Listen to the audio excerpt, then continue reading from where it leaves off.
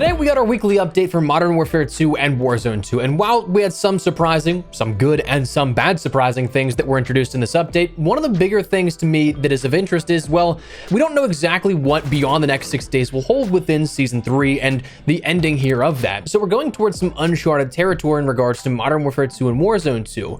Beyond that, there's the question mark of what comes into play, so as we go along, we're going to be detailing the surprise update we had today, as well as what may be on the horizon upcoming. As we go along, drop your thoughts down below, and if you enjoyed the video, you find it at all insightful, do me a favor and drop a like on it. As well, if you're new to the channel, consider subscribing to stay up to date with all things FPS content. I'd love to have in the community, but for now, let's jump into the update at hand and what lies beyond.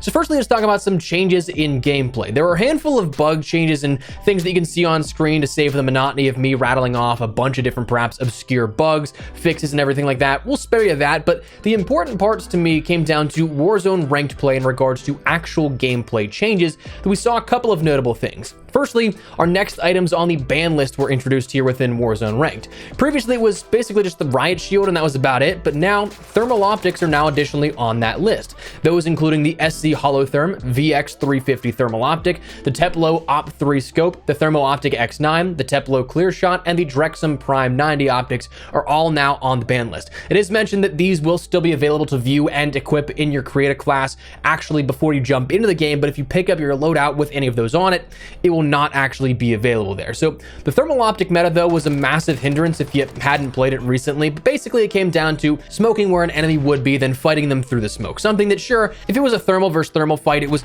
still semi-fair, but when it wasn't, it became pretty cheesy. Honestly, it was kind of cheesy even with thermal v thermal, but anyways, it created a major crutch attachment in regards to what you had to put on your weapons. Now, Raven's reasoning for this was detailed as the Warzone ranked play team observed that these attachments, not countered by the cold-blooded perk, have too significant an impact on competitive play, especially late game, and have restricted them while investigating further. Now, that said, those were your first sort of real major adjustments to the creative class systems that have been banned so far, but further bans beyond that included things like the cluster mines, bomb drones, and global text chat.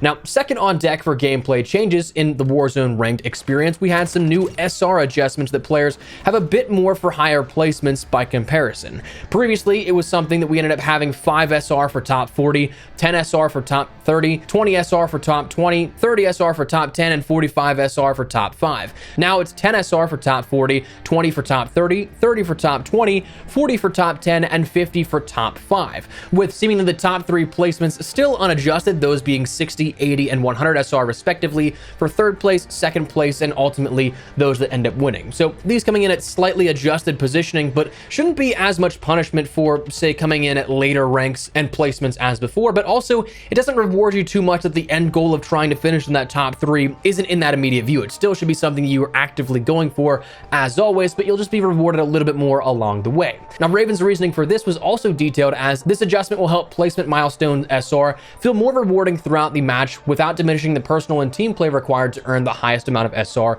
for top placements. Please note, placement milestones not listed above remain unchanged. That means that your top 3, 2, and overall win finishes have not been changed. Those still being, again, 60, 80, and 100 SR respectively for whatever placement you end up getting among that top 3, 2, and 1. Now, beyond that, again, it came down to a lot of bug fixes and smaller things that one thing that I will absolutely get excited for is a fix to the bug that made the gameplay tooltips pop up every single time you booted up the game. That was pretty much a first world problem type thing, but man, it was incredibly annoying that yes, all you had to do is go back in and deactivate it, but every single time you started up the game, and if you know the game as of late, crashing is back on the rise again, so you could have to do this a couple of times a night if you end up trying to marathon a play session. So still mad annoying, happy to see that one changed down and has been taken care of. Fingers crossed that there are no other bugs that persist here outside of this, but as with all updates, that's something we'll usually know a bit more of the climate beyond that after the first 24 to 48 hours. But that said, for Modern Warfare 2, as per normal, we didn't see any gameplay changes or anything like that. We only usually see that at the seasonal launches and the mid-season updates. So we just had playlists updated here for this, to which those are Gunfight, Alber and Hatchery 24/7, Hardcore Hatchery, Cranked, and Shipment Extended. So not really a huge fan of those playlists personally. Alber and Hatchery getting 2 of the featured playlists doesn't really make a whole ton of sense to me. I don't think that you should have any of these featured playlists not in the hardcore modes as is. I think that we should see these normally, but but not taking up any sort of featured playlist by adding in a hardcore version of that. Just give it to us normally. I mean, we've seen that happen every year in the past beforehand, minus the last 3 for some reason. So not sure why that's something that is kind of like an advertised thing. It should just be standard. But anyways, now we can turn a little bit to the future, because the weird part today is that with this update, it was the last piece of the season that has been laid out explicitly. But if you take a look after next week's refresh, we'll still have 2 weeks of Season 3 left before Season 4's launch. So normally this is something that we can kind of get a grasp on, because Raven and Call of Duty will, as of recently, the last year or so, preview the playlist for the rest of the season for either the launch until the mid-season reloaded update or the mid-season reloaded update up until the end of the season, making sure players are in the know of everything that's upcoming up until that next update. So the question is there another title update of some kind coming as of next week, May 31st?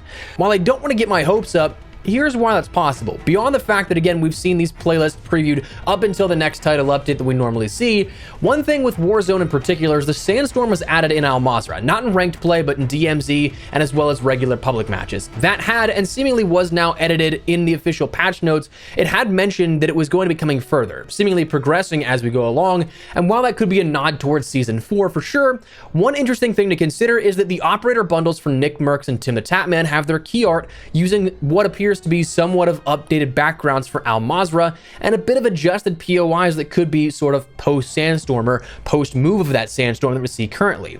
So that's certainly some speculation, but with their bundles coming next week, it would line up with the prospect of something else potentially coming as well that has yet to be officially revealed.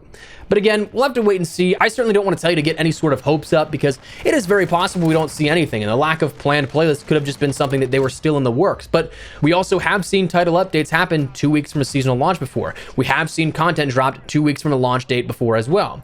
We have had some visual evidence in the key art for new operators coming, and hell, honestly, I could just use something to look forward to. So I'm not going to say like absolutely book it in your calendars, but maybe it's a coin flip, like 50-50 at this point. So what do you think? Do you think we'll see some additional content coming in the way of a surprise title update next week at some point? What do you think of this week's update for Modern Warfare 2 and Warzone 2? Do you like any of the changes made to Warzone ranked in the new bans as well as SR distribution? Do you like any of the playlists on offer? Whatever the case, feel free to let me know your thoughts down below. But that is where we're going to call it. So drop your thoughts down below. Would love to hear from you. But if you enjoyed the video, you find it at all insightful, do me a favor and drop a like on it as well. If you're new to the channel, consider subscribing to stay updated with all things Modern Warfare 2, Warzone 2, and anything FPS related. We got a couple of things here upcoming. Battlefield Season 5 is upcoming here in the next couple of weeks. We have some other stuff and other projects I want to tackle here with you. So we got some other cool stuff if you're not necessarily too interested in Modern Warfare 2 or Warzone 2 right now that you can stick around for. But anyways, that's what we're going to call it. So thanks so much for watching. Honest Espresso. I'll see you guys later. Take care